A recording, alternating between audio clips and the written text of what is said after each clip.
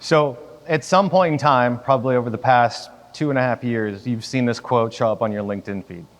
At Virgin Pulse, we get to the very heart of this, which is we help companies like all of yours invest in the health and well-being of their employees. And we do this by providing employees an app where they can go and transform their physical, mental, emotional, and financial health, right? And we actually do it really well.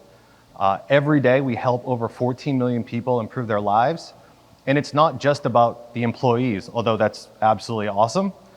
It's also about the businesses, because the companies that invest in their employees see reduced turnover, they see less sick days, they see higher engaged employees, and they see much lower healthcare costs, right? Now, as we were listening to Kelly earlier, she talked about some really important things. We had strategy, performance, and people, and I didn't know that Kelly was gonna say that, but that's really the story that I'm gonna tell you today, broken up into 2 chapters. The first is the economic reality of buying Gong in uncertain times, because that's exactly what we went through, right? I'll tell you what worked, what we learned, and I'll show you the success. The other part is, how do you get more out of this, right? You've invested in Gong, it's a great platform, you've heard lots of tips so far, but I'll tell you exactly how we did it. So I had the fortunate opportunity to join Virgin Pulse in January of 2020. And coming off of a banner year in 2019, the big question that everybody was asking is, how do we continue to be number one? And how do we create more distance between us and everybody else? And as a manager interviewing his team, I was asking my solutions consultants, okay, what are you having problems with? And they shared with me, well, we support all of the sellers globally in the organization, and we cannot attend every meeting. What was different about this was that someone actually had an answer for it. Right? And a young woman who I'm going to introduce to you later on says, well, my boyfriend works at this company and they have this thing called Gong and it records and it gives you analytics. And I just think that would be really helpful. And so I checked it out. I talked to my boss and he gave me the green light. He said, go ahead, go check it out. Let us know what's going on. Now, as you all know, 2020 was a really interesting year. And we're seeing a lot of parallels to that in 2022, right? A lot of companies in the economy are coming off of a great year, but suddenly we're faced with some economic uncertainty and all of the budgets are being reevaluated, right? I talked to a friend of mine that was a CRO the other day, and he told me they're just looking to hold the course for the next 6 to 8 quarters, which is mind-blowing considering how great things have been recently. So as all these things have been happening, we get a mandate from the top. Tighten your belts, right? All the hiring's going on a freeze, any unnecessary costs aren't gonna happen. And to kind of drive this point home, I had a really important and relatively cost-effective training that I wanted to roll out. It was less than $10,000, right? A drop in the bucket, and even that I couldn't get through. So I had to make a really unfortunate phone call to my Gong rep, Jared. And I had to say, Jared, I can't move forward with this. Now Jared it was very clear that Jared uses Gong because Jared did everything to try to get back on track and it wasn't obnoxious. And I can tell you this because I support sellers and you don't want sellers that take no for an answer out of the gate, right? He tried everything. But the reality is the next 6 months were really interesting for all of us. And at Virgin Pulse, we saw some things we weren't expecting, right? The first one was we lost a sales manager. He went to another company to lead another team. And that caused some downstream problems for us, right? Suddenly our ratio of sellers to managers was out of whack and our managers could only provide what the sellers needed, not what they wanted. And because of that, we were having problems with the sellers upscaling, right? We have an amazing enablement team, but sometimes you need one-on-one attention to make it work. And then selfishly, my team still couldn't attend all the meetings. So I remembered that last 4th bullet point there is not really that important in the grand scheme of this company. But I knew if I went to my boss and I could solve some of the first 3 bullet points, I might have a shot at solving it. And so I went and said, hey, I think we can solve these problems. And by solving my boss's problems, I was able to solve mine. So I called Jared, and suddenly he's really happy, right? And he didn't explicitly say it to me, but he said, I told you so. Because he knew what I didn't know at that point in time, which is Gong could actually help. But while we were sitting there talking to Jared and planning the future, we also had to think about kind of the economic reality of our own situation, right? Well, what does success look like? Because at Virgin Pulse, our sales cycles run 9 to 12 months. which means someone from Gong was gonna call me and ask me for a renewal before I even actually saw money in the bottom line. And so I had to come up with some leading indicators to figure out, is this actually gonna be worth it? And so what we did is we looked at our sales stages and we said, all right, there's 3 here where we think Gong can make a huge impact: qualification, active pursuit, and evaluation. And the reality is we were very focused on the stage progressions, right? Qualification, active pursuit to evaluation. So now that we knew where Gong could make an impact, or at least where we thought Gong could make an impact, we had to figure out what the measure of success was. And so we went and looked at these stage progressions and we looked over the past 3 years and we said, hey, if Gong can provide us a modest 5% lift in these stage progressions, we've hit a home run, right? And so we rolled it out. We had our plan, we knew what we were gonna measure, and we started to see some really interesting things going back to those pain points I was talking about, right? Now we were still down a sales manager. Gong's not gonna fix that, but it took my existing sales managers and put them on steroids because they couldn't be in every meeting, but they could listen to the meetings they couldn't attend that were important and provide key feedback. We saw a ton of peer-to-peer learning, but not in the traditional sense. We didn't see sellers reaching out to sellers. We saw them listening to not only their calls, but each other's calls, and specifically the best sellers' calls. So they were proactively leveling up on their own. And then finally, we have a big problem in terms of we have a large number of SKUs. I would imagine a number of you do too. And I could roll out a SKU today, and a seller might not get a chance to talk about that for 30, 60, or 90 days because the opportunity just isn't there. And I don't know about you, but I'm not sharp on day 90 if I haven't had practice all along the way. And so what we found was the sellers were going in and finding when people were talking about a specific SKU, they got to hear the talk track, they got to understand the questions and the objections, and they came out of the gate even faster when they went ahead to talk about those SKUs. So we saw huge results. And again, selfishly, my team couldn't attend all the meetings, but now we could listen to them, right? And this put us in a great position because we weren't waiting for someone else to interpret what was said and tell us how to take action. We could hear the words of the customer. We could go in and make everything more personalized, more customizable, and make sure that we could meet our obligation to help move the deal forward.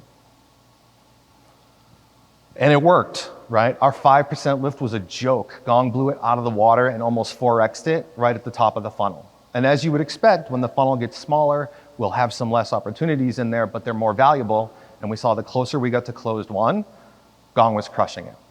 But again, none of this matters if there's not bottom line revenue, right? We're not gonna invest in a platform just to invest. And so to say Gong crushed it would be an understatement. We looked at all the people that were using Gong, and they were responsible for 30% more revenue year over year, right? This was ridiculous, like we were shocked.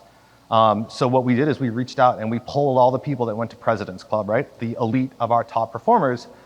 And we said, hey, how did you use this, right? We had the insights, we knew the reporting, but I wanted to hear it from the sellers. And they told me a number of things, right? And there's a handful of common themes up on the screen. I'm not gonna read them to you. But what we learned was they were using Gong to ruthlessly execute the fundamentals, right? If somebody needed something today and they committed to it, they got it to them. If an important person from our team couldn't make the meeting, they understood what their obligation was for the next one so that they could act on it. And they realized Gong wasn't a magic wand, but Gong made them do their jobs better, right? So this isn't just gonna make people better, it's going to help them do all the basic things, all the things that we heard from Amit and I read about from Devin, like the research works, right? It all actually happens when you execute these fundamentals. And so what did we do with all this extra money? Well, we put our money where our mouth was and we decided to up our spend with Gong 20% this year and roll it out to client success. So now, as soon as someone goes from a sales accepted lead to a multi-year tenured client, we have everything captured. We can use that to teach, we can use that to market, but more importantly, we can use that to treat them better, right? And if we engage them and that we do our job, they will continue to stay with us. And so as we think through this first chapter, there's a few things we just wanna wrap up, right? We started the year looking to build on something great, right? Similar to what's going on right now. Economic uncertainty changed everything. And we saw that the leading indicators that we put out there for Gong actually led to bottom line success, right? Real money in the bank at the end of the year. Now I want to switch gears a little bit, right? Gong is more than just a sales tool. And if you take anything out of the next few minutes, I want it to be this. The Gong CSM team is absolutely amazing. But if you want Gong to change the way your company operates, you need to identify champions that know your business, that understand your internal teams, and you need them to go speak on their behalf, right? Connect the dots for these people, and they will understand how valuable Gong is. That is exactly what I would do if I was like John and I had to go to another company. I brought Gong. Now at Virgin Pulse, this was our tipping point, right? First, it was product. Our head of product has a great vision. He knew exactly where he wanted to go, and it just so happened that we had data in Gong that flew in the face of what he was saying. We took calls from consultants, we took calls from buyers, and we presented him with the facts. And he sat there, and he paused for a moment, and you could almost see the light bulb go off over his head when he's like, I have a new data source. I have something new that I can make decisions with. And not only did he change position then, but almost immediately, every head of product within our organization was like, I need my access to Gong. I have to get access to Gong. How do I get access to Gong? And so I was doing a lot of that for a little bit of time. The next piece was our market intelligence team. And what they do is, whether a deal is closed won or closed lost, they reach out and they interview the company to find out what we did well and what we did not do well, right? And other than the actual meetings themselves, these are the most important recordings, because we hear some brutally honest things about what we do and don't do well, and it helps us improve. Now, what we noticed along the way is that a really common theme was emerging, a term that we're all familiar with, which is the voice of the customer, right? And when you're in an organization, everybody lays claim to it, right? Marketing owns it because they drive the leads, and sales owns it because they talk to the prospects, and of course, customer success owns it because they actually own the customer. Like, who else could own the voice of the customer? And there's product because they make the products. And the reality is that they're all right. But missing from this list is the actual customer. And that's what Gong did. It cut through and clarified that entire mess, right? Even if you have a client advisory board, you're relying on a select few group of people to listen to your customers and tell you how to think about it moving forward. Gong says, we don't need that. Listen to them. Have better questions. Go attack with actual reality, all right? Now I'll put some of this in practice for you. I want to introduce you to my friend Evan. Evan runs the solutions consulting team at Persado, which is another Gong customer, and he's a smart guy. And he's not just a smart guy because I hired him and I trained him and he took my job after I left. He's a smart guy because he knows that finance looks at his team as a cost center, and he knows it's a revenue generator. So he's got to get his team trained up in market, helping sellers immediately. And as we were talking, he's like, I have two big problems I'm struggling with right now. I'm like, all right, well, what are they? He's like, the first one is my onboarding is taking way too long. And the second one is I've got star players that are in the field that are getting promoted, and I don't know how to replicate what they're doing. And to me, the answer was obvious, and I hope it is to all of you because you're here, right? To me, it was Gong. So I said, Evan, what about Gong? And he said something absolutely shocking to me, which is, Gong is a pain. And I was like, what are you talking about? And then I was like, I don't even want to hear it, right? I was like, I'm going to explain to you how I've had to address these things recently. So the first one was onboarding. Now at Virgin Pulse, my big problem when I came in, or I should say my challenge was, we had aggressive goals, we were growing our sales team a lot, and that forced a very specific hiring profile on me. I had to hire what I call polished A players they were basically industry veterans with a ton of solutions consulting experience. And the kicker was, it still took me 6 months to onboard them from A to Z, like where they were perfect at the end. But most of that 6 months was because we were beholden to other people's calendars, because you use shadowing a lot, right? I want you to hear people, I want to get you in the field, and that was just taking too long. Now, as I mentioned, when I started at Virgin Pulse, I had got a good team.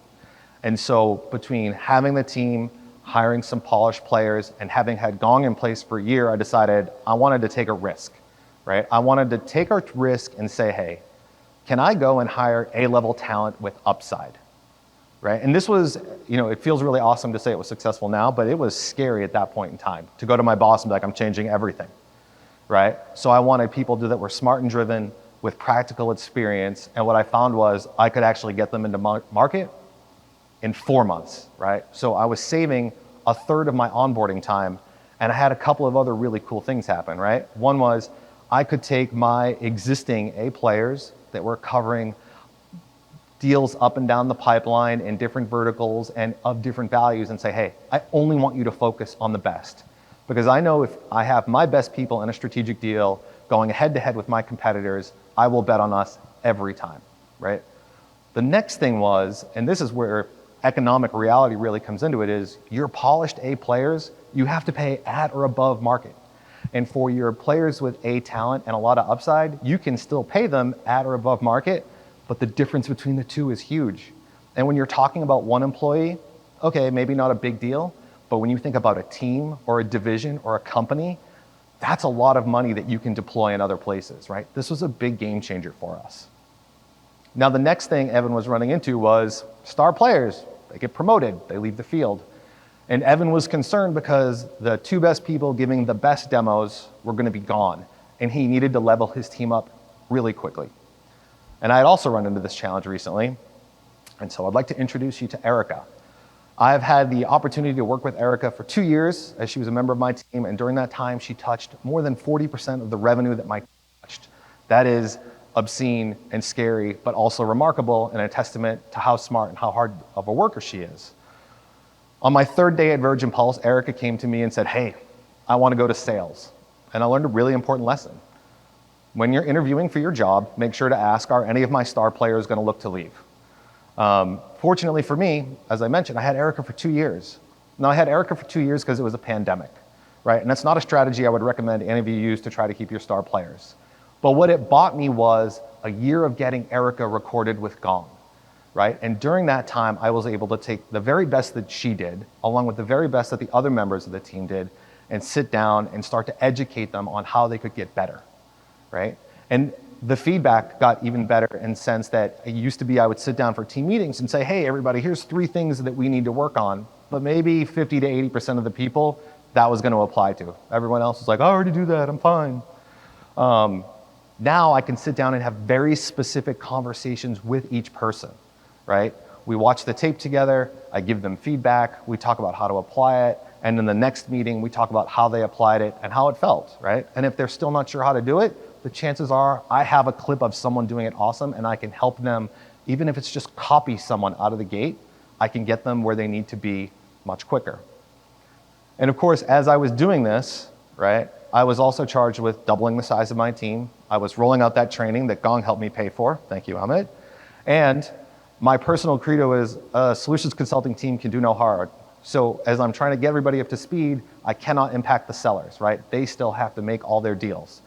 And I'm happy to report, as you saw, we crushed last year. I was happy to sell Erica on January 1st. You can go join the sales team. And what I saw as a testament to the hard work of my team and the benefits of Gong was we crushed Q1 too, even without our best player. And so as I was kind of wrapping up the story for Evan, I was like, hey man, like Gong's not a pain. Gong's your best friend, right? And this is really important. So as I wrap this up, before you guys get to go to networking, there's a few takeaways, right? If it hasn't already, Gong will become the voice of the customer within your organization and change how almost every team works, right? Facts. Indisputable. Your opportunity to coach people and level them up will increase tenfold because now, whether you're talking to someone who's struggling out of the gate, who's brand new, or your most senior person, you're talking to them about them using their words, right? It's a very personalized experience. And as I mentioned when I talked about onboarding, there's a lot of money to be made and saved by being able to change your hiring profile, right? And I'm not advocating don't pay your best people. I'm saying you should still pay your best people. But you can find people with talent and upside and pay them well, and they can grow within your organization. And the last thing is, if you want to change this quickly, it will happen organically, but create an internal champion of an internal network of champions of people that know Gong, that know your business, and will go talk to them. Because not one of us woke up today and said, you know what will change my life that'll make me better? Another SaaS platform, right? Doesn't happen. But when you show smart, driven people a way to make their lives better and improve the work they do, they will take to it like fish to water, right?